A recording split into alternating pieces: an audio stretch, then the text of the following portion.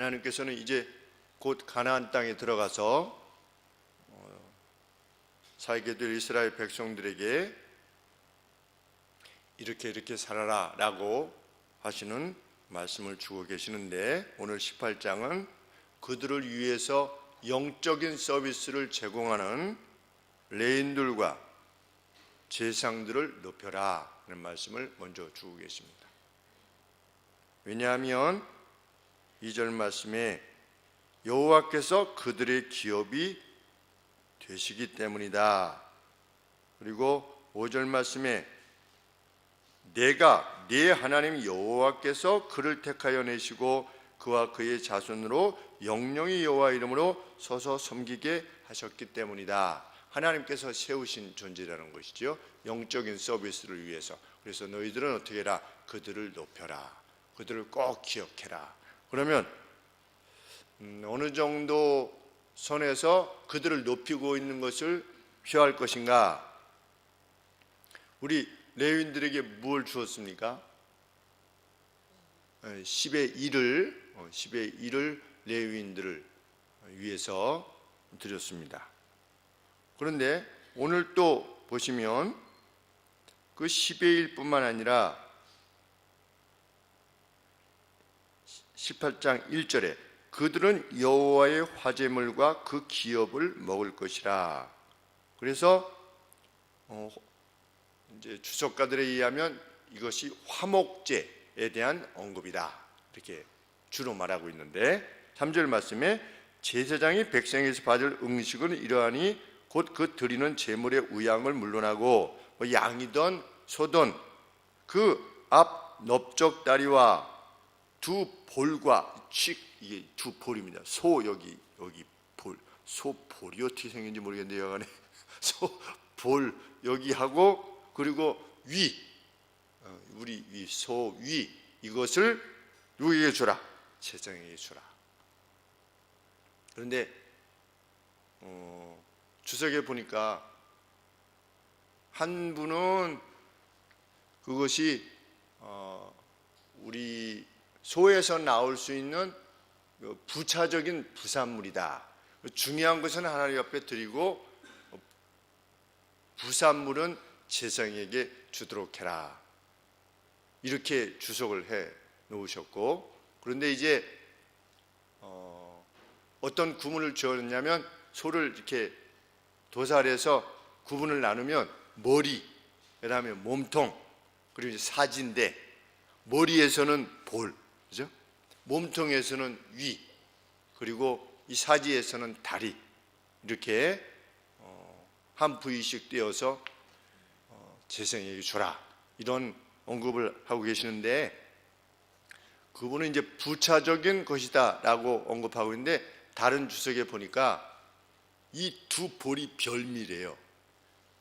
소 볼떼기가 아마 별미인가 봐요. 그리고 위도 맛이 그러한가 봅니다. 소 위 제가 잘 못 먹어봤는데 모르겠는데 그분이 더 음식에 대해서 잘 아시는 분인가 봐요. 그래서 이 별미를 통해서 영적인 서비스를 제공하는 일을 높여라 이렇게 하신 것이다 이렇게 주석을 해놓았습니다. 어느 쪽이 되든 간에 11조 받았으면 됐지 이게 아니라는 거지요. 화목제를 드릴 때 섬김을 해주는 분에게 어떤 고마움을 표시하라는 겁니다. 그들을 높인다고 하는 사실을 표하라는 것이지요. 당신들을 우리가 기억하고 있어 라고 하는 사실을 표하라는 것입니다.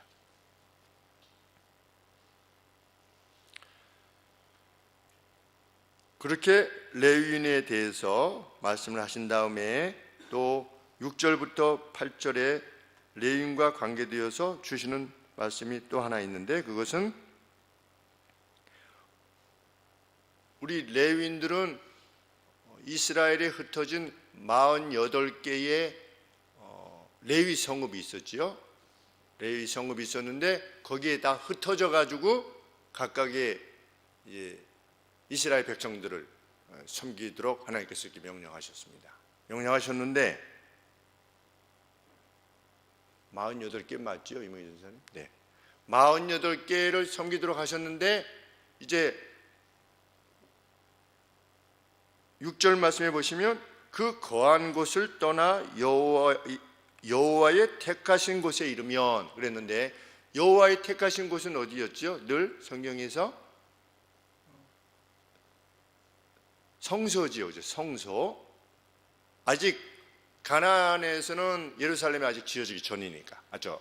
성이 그리고 하나님의 성전이 지어지기 전이니까 하나님은 늘 텐트에 계셨지요.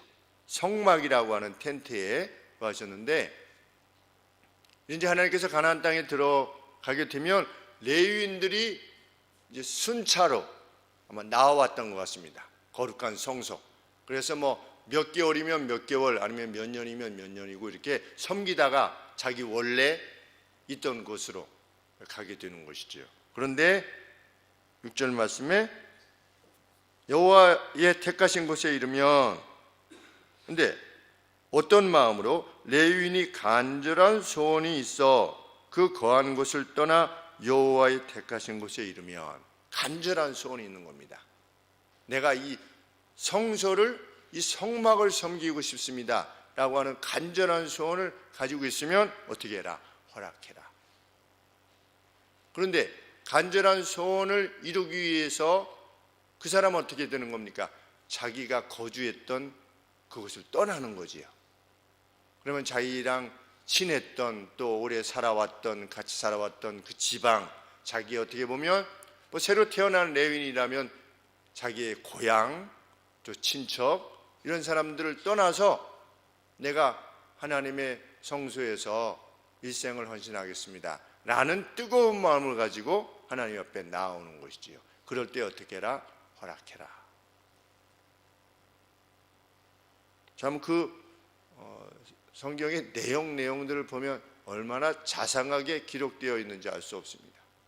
섬김의 뜨거운 마음들을 배려하시는 하나님의 명령을 보게 됩니다. 그래서 8절 말씀에 보시면 원래 있던 레위인하고 똑같이 해라. 바깥에서 굴러온 돌이 이러지 말고 똑같이 해라. 그 사람의 음식은 그들과 같을 것이요 그 상속 산업을 판 돈은 이외에 그에게 속할 것이니라. 그러니까 아마 상속되어진 뭐가 있으면 그것을 팔고 이제 오게 되나 봅니다. 그러면 그것은 그 사람의 재산으로 가질 수 있도록 해라. 참 이런 명령 안 하셔도 될 것 같은데 어떻게 할 것이냐. 그 재산은 이런 것까지 하나님께서 다 명령하신 것입니다.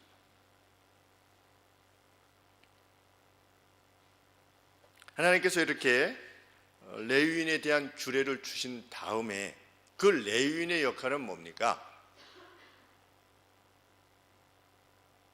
하나님의 법을 집행하는 겁니다. 그렇죠? 그들을 높여야만 했습니다. 제사장을 높이고 레위인들을 높여야만 했습니다. 왜? 그들이 무엇을 나타내 주니까?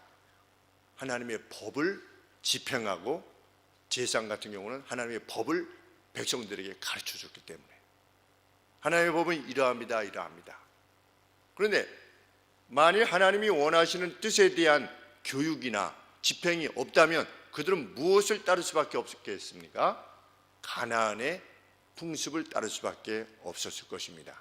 그래서 레위인을 그만큼 높이고 제사장을 그만큼 높여라. 그것은 무엇을 의미하는 것이겠습니까? 하나님께서 레위인과 제사장을 통해서 주시는 그 하나님의 법, 그 지침, 그것을 따르겠다는 의지지요. 그 의지를 표명하는 것입니다. 그럴 수 있는 사람만이 그들을 높이겠지요. 그들을 높여야 된다. 왜? 그들을 높일 수 있을 때 8절 이하에서 9절 이하에서 언급되어지고 있는 이러한 가나안의 가증한 행위들로부터 너희들을 지킬 수 있기 때문에.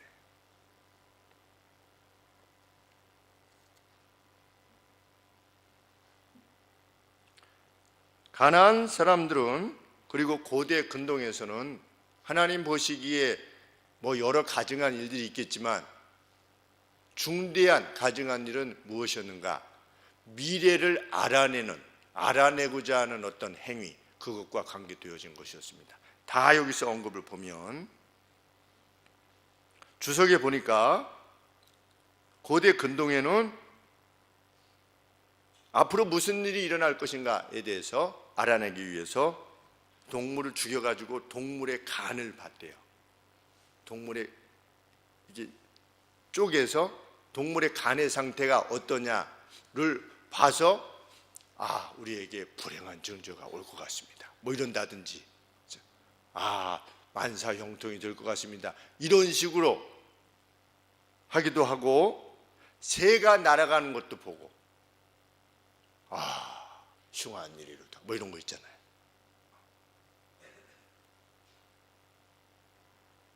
그 다음에 화살이 날아가는 방향도 보고, 이게 다 실제적으로 이루어졌던 일들이라고 합니다. 그리고 영매를 통해서 죽은 자에게 물어보고, 영적인 미디에이터가 있는 거지요. 중간자, 매개자가 있어서 영매를 통해 가지고 죽은 자에게 물어보는 겁니다. 우리 작은 할아버지한테 좀 물어봐 주십시오. 그러면 해가지고 이제 할아버지가 뭐라 그런다고 해가지고 이제 가르쳐주는 방식이 고대 근동의 방식이었다. 다 무엇과 관계된 겁니까? 운명을 알아내는 것이 관계된 거지요. 근데 하나님은 운명을 알아내는 것에 대해서 뭐라고 하시는 겁니까? 가증한 일이다. 그 역겨운 일이다. 저도 어렸을 때 이렇게 가다가 이제 학교 가다 보면 블록 있지 않습니까? 블록. 이런 블록이 있으면 이게 가다가 이렇게 밟고 지나가는데 발이 이게 금에 닿는 거예요. 금에 닿으면 뭐가 실수가 안 좋을 것 같다. 그때 저만 그랬던 게 아니라 우리 친구들이 그런 이야기들을 했어요. 누가 뭐 그렇게 하도록 하자 이렇게 하지도 않았는데 자기 나름대로의 어떤 그 오멘이라고 그러나요? 그걸 어떤 징조, 하루에서 이렇게 보면 뭔가 좀 선생님한테 좀 혼날 것 같다. 뭐 이런 좀 찜찜한, 그런데 이게 발걸음 걷다가 딱딱 맞는 거예요. 그러면 오늘은 뭐 별일이 없을 것 같다. 뭐 이런 식으로 이 마음에 드는데 하나님이 이거 원치 아니하시는 건데도 자꾸만 마음에 드는 거예요. 인간이 그런 거지요. 오늘 무슨 일이 있으려나, 내가 이 일을 하는데 이게 잘 되려나, 어떨려나. 뭐 우리나라 누가 조사를 했는지 모르겠지만 여하간에 예수님 믿는 사람 중에 30%가 저 점집에 간다고, 급할 때는. 그래서 부산에 있는 큰 교회가 있는데 어떤 유명한 영험하다라고 하는 분이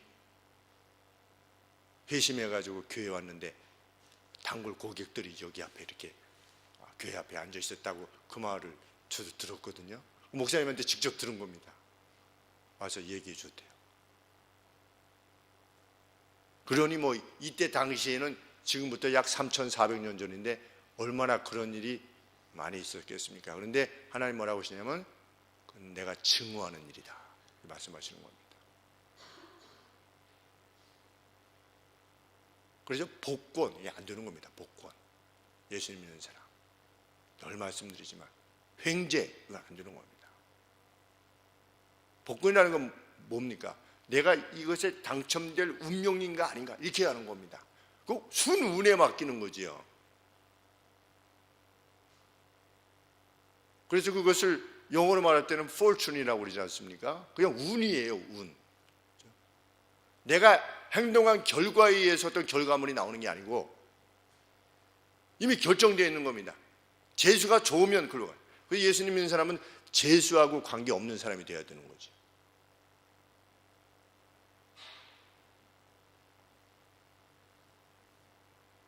대박이라 그런 말도 사실은 약간의 어떤 그런 뉘앙스가 담겨 있는 거죠. 대박.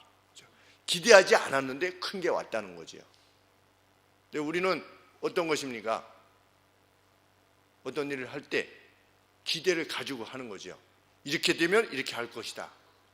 근데 그거 이상을 구하는 건 대박이죠.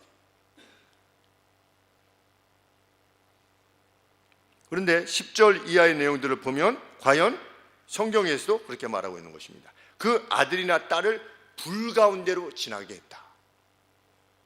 여기서 말하는 불 가운데로 지나게 한 것이 실제로 아들, 딸을 몰래에게 바친 것처럼 이게 불로 태우는 것을 말하는 거냐, 아니면 미래를 기륭을 알아보기 위해서 어떤 의식 행위를 하는 거지요. 이것을 말하는 거냐는 명백하지 않지만 그 아들이나 딸을 불 가운데 지나게 하고 또 점을 행하고 마술, 마법을 행하고 징조를 해석하고 박수, 무당, 그리고 주문, 영매, 초혼자들은 뭡니까? 이미 죽은 사람의 영혼을 불러내는 겁니다.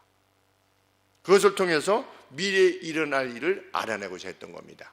누가 그렇게 했습니까? 초혼자를 누가 사용하려고 했지요? 그래가지고 엘리야의 영이 이렇게 나왔잖아요. 사무엘의 영이. 그렇죠? 누굽니까?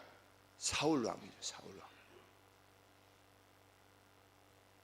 그러니까 이스라엘 내에 그 초혼자가 여전히 있었다는 겁니다. 약 400년이 지났는데도 불구하고 모세의 법을 주신 이후에 400년이 지났는데도 여전히 초혼자가 있었던 겁니다. 하나님께서는 뭐라고 말씀하십니까?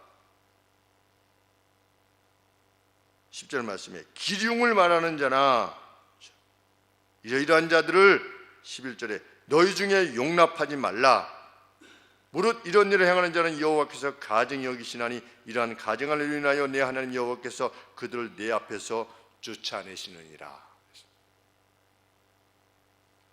기륭을 말하는 자를, 미래를 말하려고 하는 자들을 쫓아내실 것이다. 그러면 왜 하나님께서 그토록 그것을 가증히 여기시느냐? 역사에 대한 하나님의 주도권을 모욕하기 때문입니다. 역사는 하나님께서 이끌어 가시는데 이미 운명이 결정되어 있다. 그럼 하나님은 어떻게 되시는 겁니까? 하나님이 역사의 주도권을 가지고 이끌어 가고 계시는데 그냥 내가 언제 죽을 게 미리 결정되어 있어요. 우리도 그래서 이거 매우 조심해야 됩니다. 무슨 병이 걸렸는데 하나님 불러가시면 불러가시겠지 성경 그렇게 말하고 있지 않습니다. 디모데가 위병이 있다고 그랬잖아요. 위병이 있는데 바울이 뭐라고 조언했지요? 포도주를 좀 마셔라. 너 속이 안 좋은데 포도주를 좀 마셔라. 하나님이 불러가시면 불러가시고 말면 말겠지. 만약에 이런 식으로 운명론적으로 생각하면 디모데에게 뭐라고 그러겠습니까? 암이 걸리게 하시면 걸리게 하시고 말면 말고 이렇게 하지 않는 거죠. 우리가 술을 많이 먹어요. 가령 예를 들면 예수 믿는 사람이 술을 많이 먹으면서 하나님이 건강케 하시려면 술 많이 먹어도 오래 잘 먹고 잘 살다가 갈 수 있고 하나님 불러가시고자 하면 술 안 먹어도 그냥 간암 걸려서 하나님이 그렇게 말씀하셨습니까? 그렇게 말씀하시지 않았습니다. 우리 몸은 누가 다스려야 됩니까? 우리 스스로 잘 다스려야 됩니다. 하나님께서 하나님의 이미지 중에 우리를 창조하셨는데 그 이미지 중에 하나는 뭡니까? 주도권입니다. 그렇죠? 주도권. 자기 삶에 대한 주도권입니다. 자기가 결정하는 겁니다. 자기가 결정해서 하나님의 뜻을 쫓는 겁니다. 하나님께서 행하시는 겁니다. 하나님께서 히스기야가 언제 죽을 게 이미 결정되어 있었다면 히스기야가 아무리 많이 기도해도 하나님께서 죽을 때 그때 결정이 된 거야. 너는 얘기해도 소용이 없어. 이렇게 하시지 않고 연장시켜 주셨어요.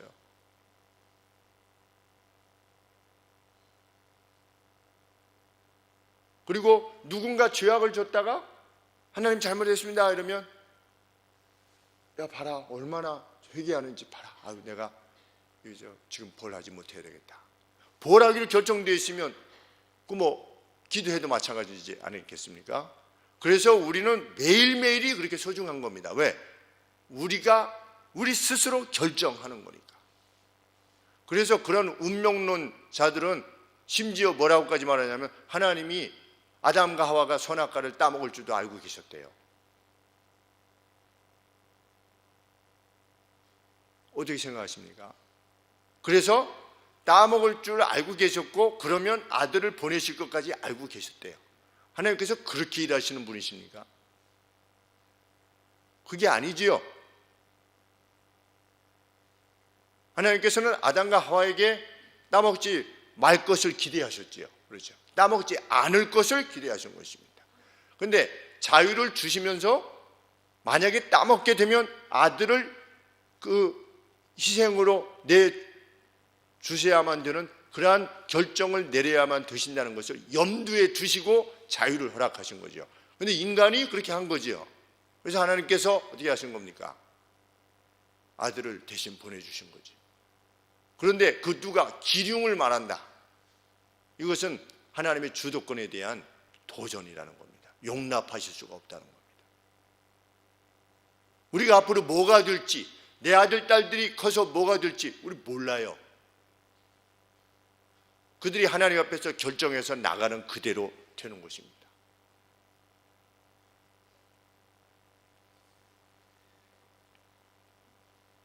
하나님은 하나님의 주도권을 이렇게 말씀하고 계십니다. 15절에서 내 하나님 여호와께서 너희 중 내 형제 중에서 나와 같은 선지자 하나를 너를 위하여 일으키실 것이다. 누가? 너의 하나님 여호와께서 일으키실 것이다. 주도권이 누가 있느냐? 하나님께 있는데 너희는 그를 들을지어다. 하나님께서 일으키셔서 그를 통해서 말씀하시는 선지자의 말을 들을지니라.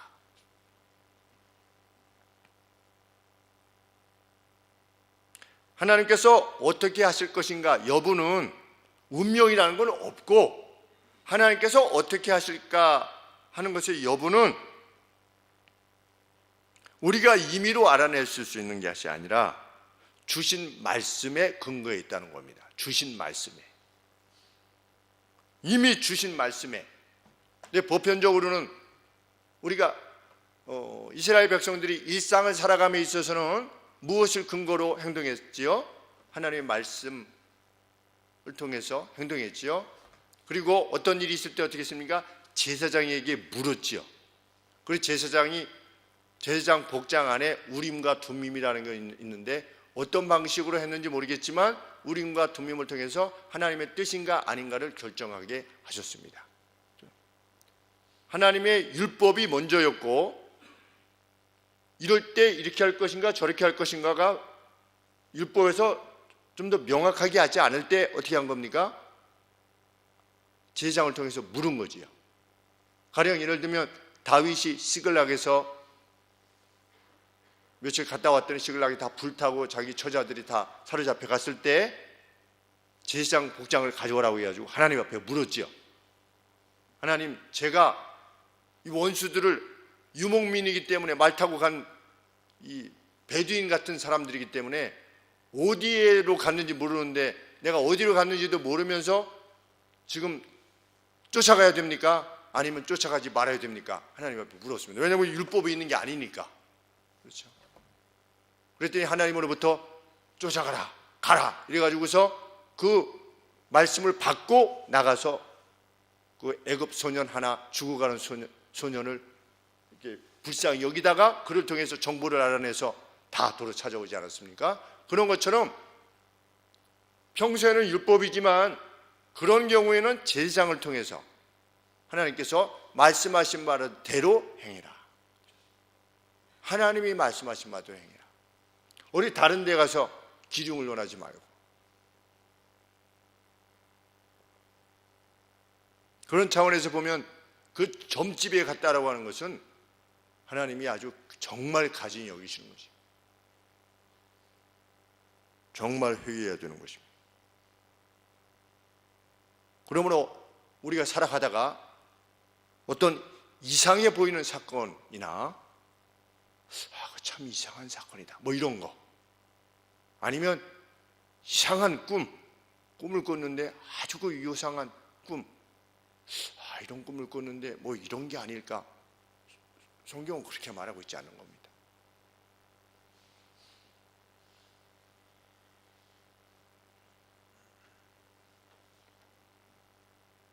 성경이 뭐라고 말하고 있습니까? 꿈을 꾼다고 하는 자들을 어떻게 해라? 다 꿈으로 무엇을 말하려고 하는 자들은 다 없애라 그랬습니다.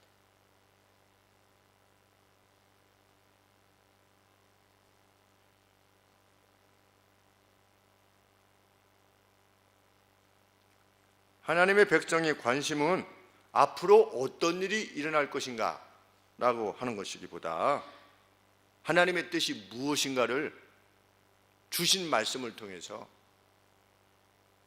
깨닫게 되는 것, 거기에 몰두해라. 이것이 하나님이 우리에게 주신 말씀입니다.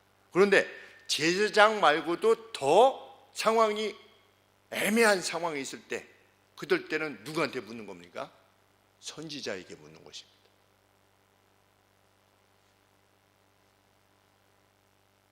그래서 하나님께서는 무엇을 약속하시는 겁니까? 그런 경우에는 하나님께서 하나님의 뜻을 알리시기 위해서 적절한 중재자를 제공하시겠다, 이렇게 약속하시는 겁니다. 그것이 15절 말씀입니다. 내 하나님 여호와께서 너희 중 내 형제 중에서 나와 같은 선지자 하나를 너를 위하여 일으키시리니 너희는 그를 들을지니라.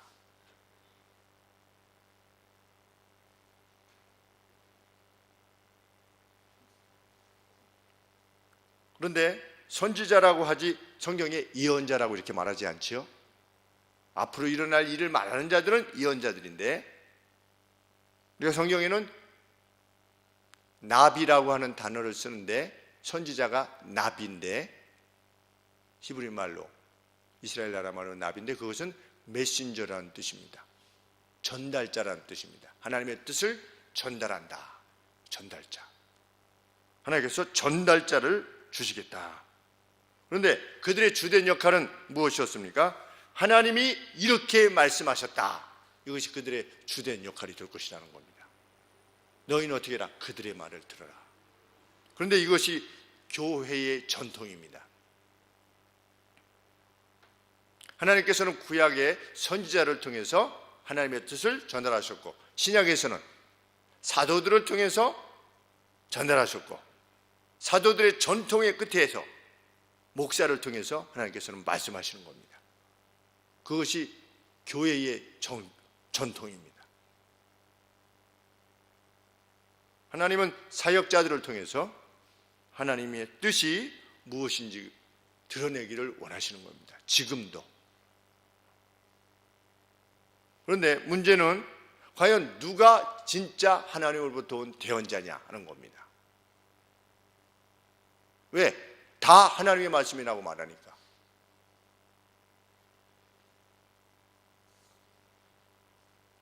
(18절) 말씀에 내가 그들의 형제 중에서 너와 같은 선지자 하나를 그들을 위하여 일으킬 것이다. 너와 같은 선지자, 누구입니까? 모세지요. 그렇죠? 모세의 특징을 가지고 있느냐는 겁니다. 모세는 어떤 사람이었습니까? 하나님이 들은 말씀을 어떻게 했습니까? 가감없이 전한 겁니다. 자기가 왜곡시키지 않은 겁니다. 하나님 말씀하신 것을 그대로 전달한 겁니다. 참 선지자 여부는, 참 사역자 여부는 하나님이 주신 말씀의 뜻 그대로 전달하느냐는 겁니다. 자기의 사상을 더한다든지 자기의 정치적 이념을 더한다든지. 그래서 저도 매우 조심스러운 겁니다. 목사는 정치적 언급을 하지 말아야 된다. 정치적 언급을 하지 말아야 되지요. 그러면 정치에 대해서 목사는 아무런 말도 하지 말아야 되는 겁니까? 정치가 우리 삶에 끼치는 영향이 얼마나 큰데요. 그렇죠?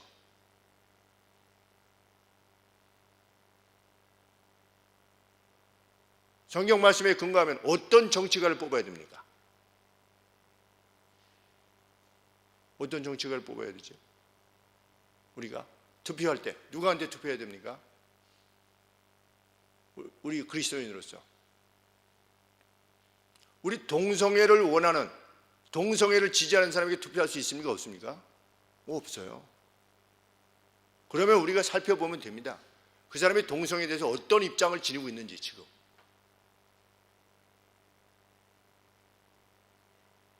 그들이 교회에 대한 어떤 이해를 지니고 있는지,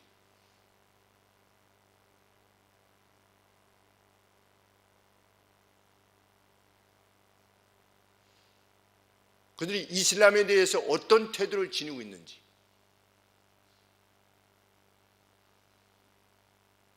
그리고 그들이 생각할 때 원수라고 생각하는 사람들에 대해서 어떤 입장을 가지고 있는지 성경에 다 나와 있으니까.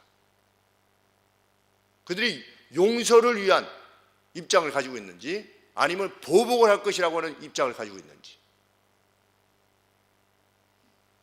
그가 거짓말을 했는지 아니면 거짓말을 안 하는 사람인지, 거짓말을 했는데 미안하다고 하는 사람인지, 잘못했다고 사죄하는 사람인지, 아니면 여전히 발뺌을 하는 사람인지, 이걸 다 고려해야 돼요. 우리 예수님 믿는 사람들이. 정치를 맞춰 썩고 뭐 이것이 아니고, 그리고 우리가 정말 주목해야 되는 것은, 주의해야 되는 것은 나의 정치적 성향이 뭐냐, 나의 정치적 성향에 끌리면 안 된다는 겁니다. 이 경향에 끌려야지 정치적 경향, 자기가 타고난 자기의 집안, 자기가 태어난 지방, 그리고 과거에 자기의 가게들이 겪었던 어떤 내용들, 이런 것들에 의해서 그것이 성경이 말하고 있는 바보다도 더 위에 있다면 그것은 그리스도인으로서 합당하지 않은 것이지. 군대 내에서 동성애에 대해서 처벌하지 못하도록 하자, 51명인가가 서명했어요, 법안으로.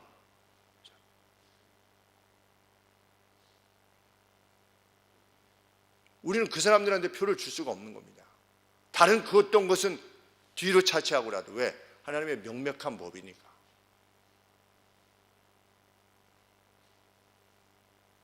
부패한 사람들 우리가 표 줄 수 없는 거지요. 부패. 이런 점에 있어서 우리는 간절히 하나님 옆에 기도하면서 하나님의 말씀을 살피면 됩니다. 살피면 어떠한 인물로 하여금 지도자에 이르게 할 것인가.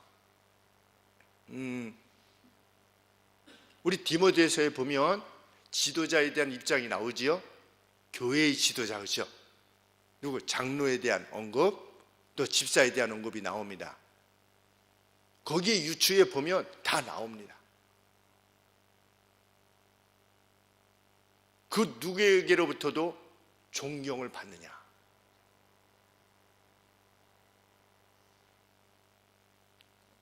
이런 언급을 하면서도 매우 안타까운 것은 사실입니다.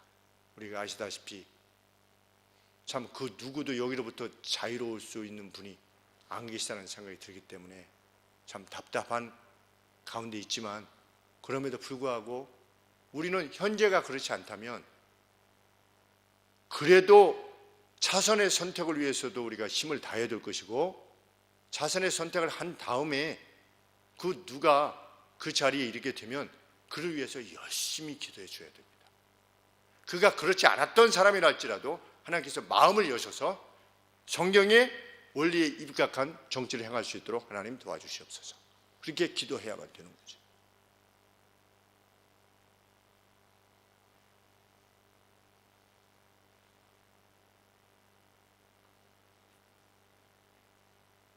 그런데도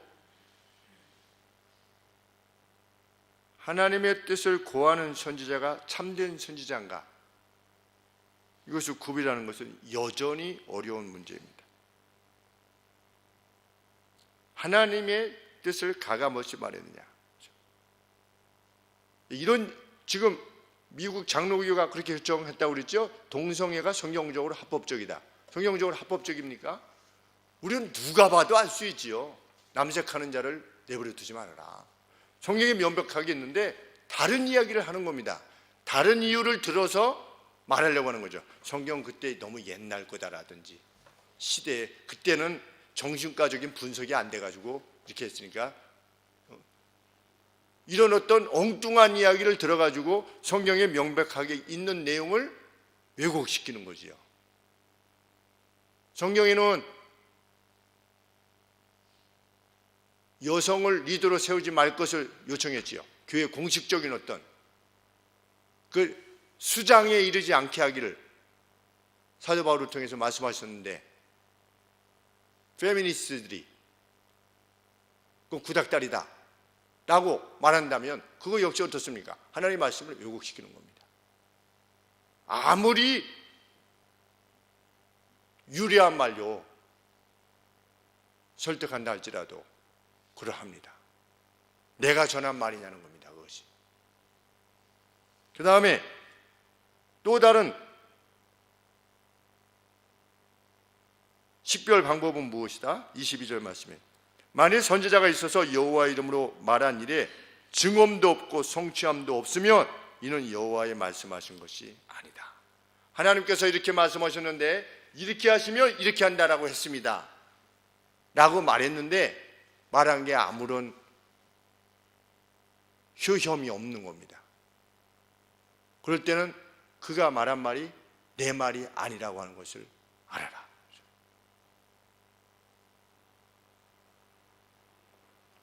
그래서 열왕기상 22장에서 미가야 선지자가 싸우러 나가지 말라고 그랬습니다. 하나님이 나가지 말라고 하셨습니다. 그런데 거기 선지자들은 저놈은 더 흉한 말만 합니다. 아주 나쁜 놈이에요. 아주 왕이시여 나가서 승리하고 돌아오소서 이렇게 했어요. 그런데 미가야가 뭐라고 말을 했냐면 열왕기상 22장 28절에 만일 당신이 평안히 돌아올 수 있다면 하나님이 나를 통해서 말씀하신 것이 아닙니다 이렇게 말했습니다. 평안히 못 돌아왔어요.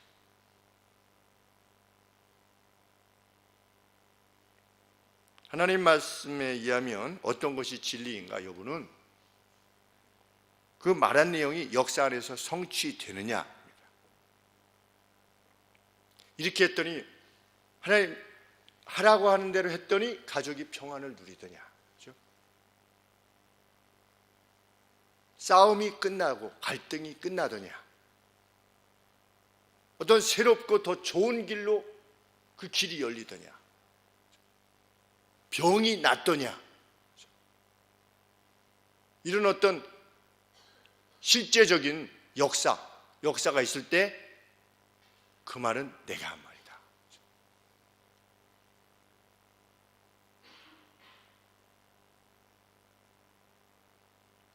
아주 행복한 가정이었는데 우리 교회 와가지고 불화가 생겨가지고 서로 깨졌다. 19년 됐는데 아직까지 그런 가정은 없어 보입니다.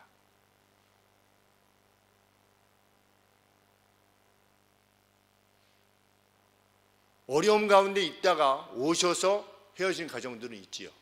그런데 아주 평화롭게 잘 살다가 하나님 말씀대로 정말 이게 행복하게 잘 살고 하나님 말씀 잘 따르는데 불구하고 가정이 어렵게 되었다. 저는 못 봤습니다. 병으로 인해서 굉장히 괴로운 상태가 아니라 아주 건강하게 왔는데 교회 와서 건강이 나빠져가지고 괴로움을 겪게 되었다. 또 19년 동안 제가 봤을 때는 거의 없었던 것으로 기억이 납니다. 이미 아팠던 것들이 가지고 오셔서 뭐 아픔을 치료하고 계시는 경우도 있고, 또 감춰져 있는 병이었는데 그것이 드러나서 뭐 수술을 받거나 이래서 낫게 되는 그러한 경우도 있고, 또 둘 사이가 좀 좋지 않으셨었는데 와서 하나님 말씀대로 둘 다 그래도 열심히 노력하고 이런 가운데 회복되어지는 가정들은 참 보았어도 와서 괴로움을 당한 가정들을 제가 생각해 볼 때 좋았었는데 하나님 말씀을 잘 따르다가 나쁘게 됐다. 저는 못 본 것 같습니다. 그래서 저는 무엇을 확신하냐면 개인적인 이 체험이지요. 사역자로서 이제 책임입니다. 정말 하나님을 의뢰하고 하나님 말씀대로 행하고 곧게 서고자 애쓰고, 정말 해롭더라도 해가 된다 할지라도 약속한 것은 지키고, 이런 모든 수고들을 행하면, 하나님 말씀대로 행하면 반드시 그 가정에 하나님께서 은총을 베푸신다. 그것이 명백한 진리지. 상대를 원하는 방식으로 사업을 행하면 내가 좀 손해를 보더라도 상대 유익을 구하는 그런 사업을, 그러다가 내가 혹시 망하는 한이 있다 할지라도, 아니면 내가 먹는 부분이 적다 할지라도 내가 상대를 위하는 마음으로 행하면 하나님께서 반드시 그 산업에 복을 주실 것이다. 이 약속대로 행하면 반드시 주실 것을 믿는 겁니다. 그게 효혐인 거지요. 여기서 말하는 증험이죠. 만일 선지자가 있어서 여호와의 이름으로 말한 일에 증언도 없고 성취함도 없으면 이는 여호와의 말씀하신 것이 아니요 그 선지자가 방자히 말한 것이니 자기 임의로 말한 것이니 너희는 그를 두려워할 이유가 없다. 그렇죠?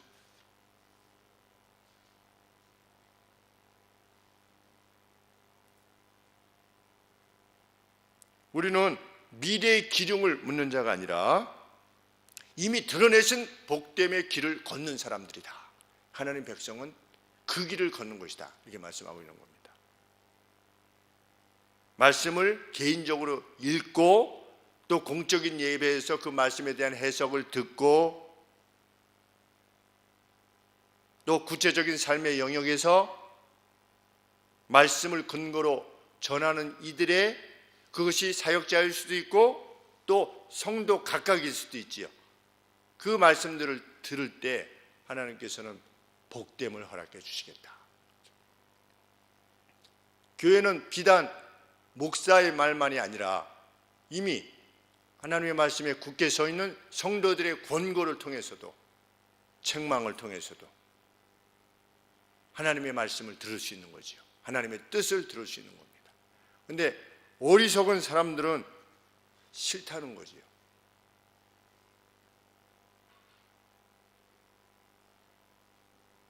싫다고 하는 그 모습들을 보면 너무나 안타깝지요. 특별히 자녀들이 망가지는 모습들을 보는 겁니다. 너무 안타까운 겁니다.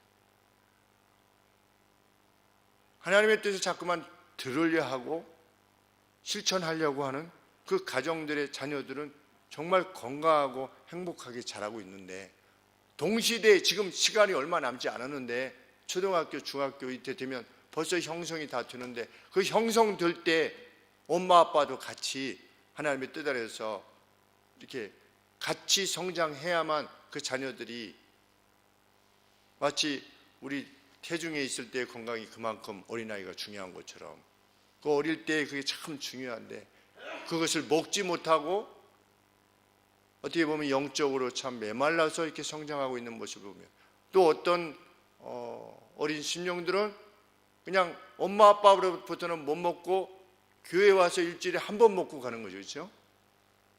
참 그걸로 어떻게 그냥 지탱하는 참 어떻게 보면 우리 저 정원으로 치면 우리가 정원에 이렇게 있는 나무들은 햇빛도 받고 비 오는 것도 이렇게 먹고 또 거름도 주고 이런데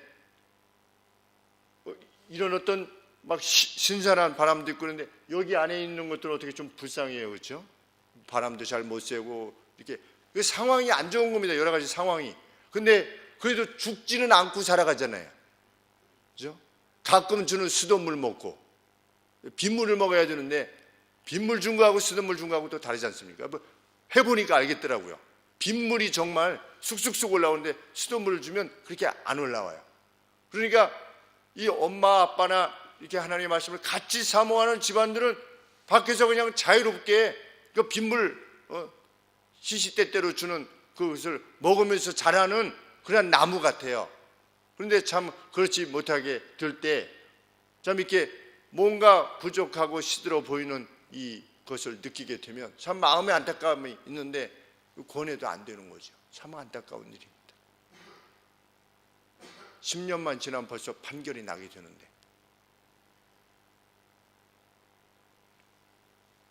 정말 우리는 앞으로도 하나님의 주시는 대언의 말씀을 하나님의 말씀으로 받아들여서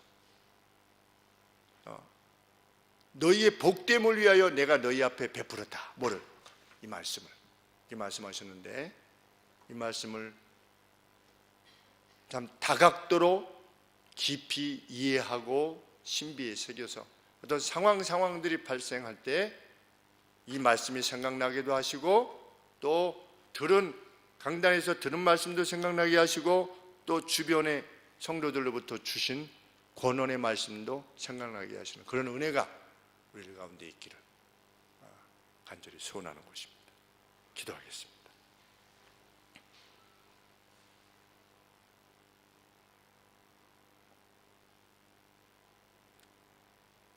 진리의 원천이 되시는 하나님 아버지, 우리는 참된 이치를 쫓아서 살기를 원합니다.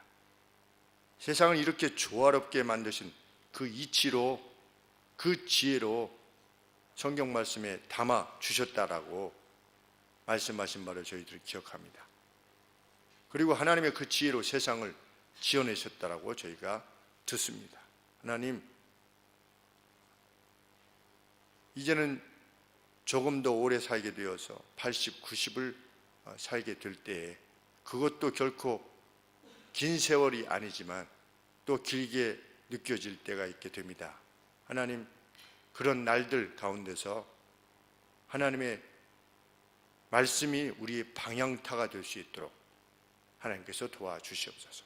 천성을 향해 갈 때 좌우로 치우쳐서 멀리 고생만 하고 돌아갔다 오는 그러한 번거로움, 또 실수, 이런 것들을 행하기보다 처음부터 순종하여 온전히 복된 인생을 살 수 있도록 저희들 모두에게 순종의 은혜, 또 들을 귀를 허락하여 주시옵소서. 예수님의 이름으로 기도합나이다. 아멘.